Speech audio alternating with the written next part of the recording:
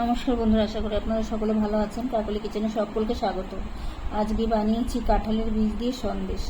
একবার না বানালে বুঝতে পারবেন না যে কাঁঠালের বীজ দিয়ে এত সুন্দর সন্দেশ তৈরি হয়। তাহলে চলুন কিভাবে বানিয়েছি দেখা যাক। এখানে আমি কাঁঠালের বীজ নিয়েছি। আমি কাঁঠালের বীজটাকে ছাড়িয়ে নেব, খোসাটা ছাড়িয়ে নিতে হবে। খোসাটা ছাড়িয়ে নিয়ে এই লাল অংশটাও এটাও বাদ দিতে হবে। আপনারা বটি দিয়ে বা ছুরি দিয়ে এইভাবেও কেটে নিতে পারেন, কিংবা সিদ্ধ করেও ছাড়াতে পারেন।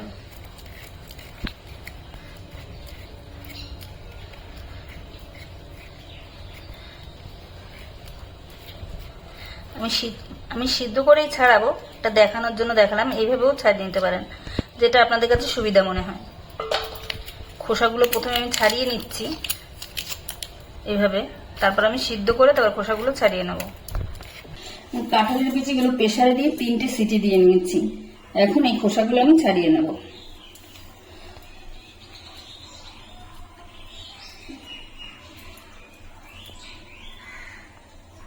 এবার ছাড়িয়ে নিচ্ছি। কাঁঠালের বীজগুলো ভালো করে খোসা ছাড়িয়ে নিয়েছি। এখন আমি মিক্সিতে দিয়ে দিচ্ছি। আমি ঘন করে জাল করে রাখা দুধ দিয়ে দিচ্ছি একটু। দুধটা দিয়ে ভালো করে একটা পেস্ট করে নেব। এই যে কাঁঠালের বীজটা এরকম শক্ত করে আমি বেটে নিয়েছি। আমি একটু কড়াই গরম করতে বসিয়েছি। এখন আমি এর ভিতরে দিয়ে দিচ্ছি 2 চামচের মতন ঘি।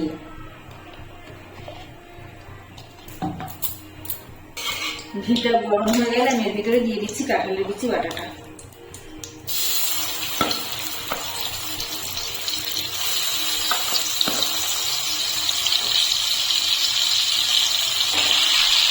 এখন ঘিয়ের সাথে আমি এটাকে ভেজে নেবো।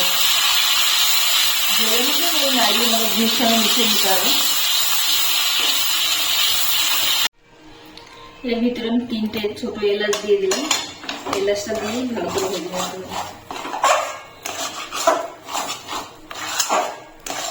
গ্যাসের ফ্লেমটা লোতে রেখে ভাজতে হবে। হাই করে ভাজলে নিচ থেকে লেগে যাবে। 2-3 মিনিট আমি এইভাবে নাড়িয়ে নেব। তারপরে আমি এর মধ্যে চিনি রাখবো। 2-3 মিনিট ধরে আমি নেড়ে নিয়েছি। এখন আমি এর ভিতরে দিয়ে দিচ্ছি মেজারিং কাপের 1/2 কাপ চিনি। চিনিটা দিয়ে এবার আবার নেড়ে নেব।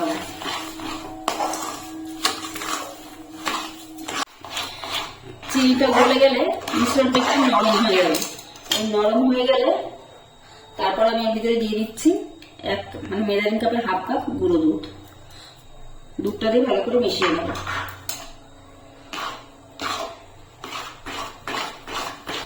অনবরত নেড়ে যেতে হবে, নাহলে নিচ থেকে লেগে যাবে, তাহলে কালো হয়ে যেতে পারে। অনবরত নেড়ে যেতে হবে, বেশি সময় লাগবে না।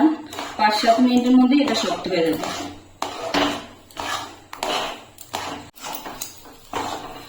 5-7 মিনিট জাল দেওয়ার পরে দেখুন একদম শক্ত হয়ে এসে কড়ার গা থেকে ছেড়ে যাচ্ছে আর এক জায়গা জড়ো হয়ে গেছে সব। এখন আমি গ্যাসটাকে বন্ধ করে দিচ্ছি। বন্ধ করে দিয়ে একটু ঠান্ডা করে নেব। কড়াইতেই রেখে দিচ্ছি, হালকা একটু ঠান্ডা করে নেব। ডোটা আমার কিছুটা ঠান্ডা হয়ে গেছে। আপনারা চাইলে এখানে ফুড কালার মেশাতে পারেন। এখন আমি এলাচগুলো যে দিয়েছিলাম ওটা ফেলে দিচ্ছি।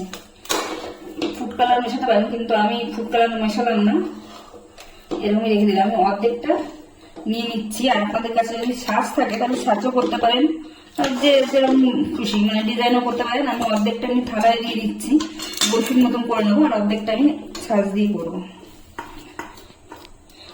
স্টিলের থালার পেছনে আমি একটু তেল মাখিয়ে নিয়েছি।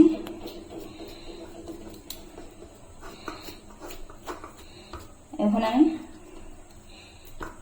হাত দিয়ে চেপে চেপে চৌকো শেপ করে নিচ্ছি। এইভাবে চৌকো করে নিয়েছি।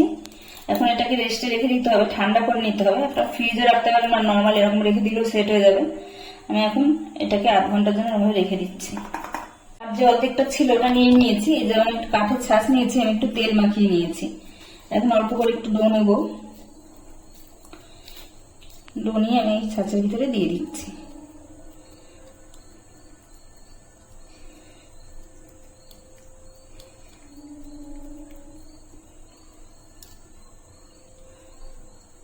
দিয়ে এভাবে উঠিয়ে নেব।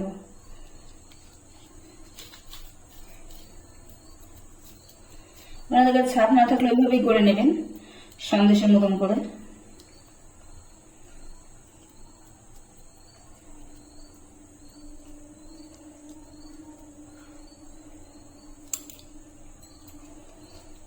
এই দেখুন, না একদম সন্দেশের মিষ্টি মনে হচ্ছে। এটা খেলেও বোঝা যাবে না যেটা কাঁঠাল দানা। এটা আমিও আগে জানতাম না, আমি ইউটিউব থেকে করেছি, করার পরে দেখি খেতে ভালো হয়েছিল, খুব সুন্দর হয়েছিল, কেউ বুঝতে পারিনি। তারপরে আবারও করলাম। এইভাবে আমি সবগুলো বানিয়ে নিচ্ছি। এটা আমি 8 ঘন্টা রেখেছিলাম, সেট হয়ে গেছে। এখন আমি কেটে নিচ্ছি। আপনারা আপনাদের পছন্দ অনুযায়ী বরফি আকারেও কাটতে পারেন বা চৌকো, যে কোনো যেটা আপনাদের পছন্দ সেভাবে কেটে নেবেন। এখন আমার সেট হয়ে গেছে, আমি এখন কেটে নিচ্ছি। আমি চৌকো ভাবে কেটে নিচ্ছি, আপনারা বরফির মতন কাটলেও কাটতে পারেন।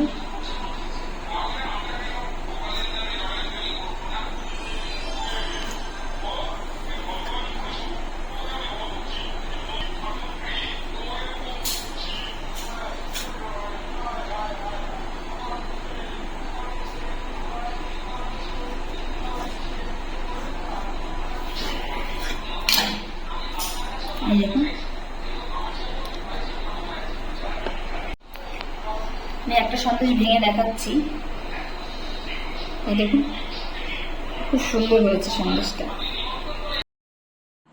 রেসিপিটি যদি ভালো লাগে তাহলে একটা লাইক, কমেন্ট ও সাবস্ক্রাইব করে পাশে থাকার অনুরোধ রইল।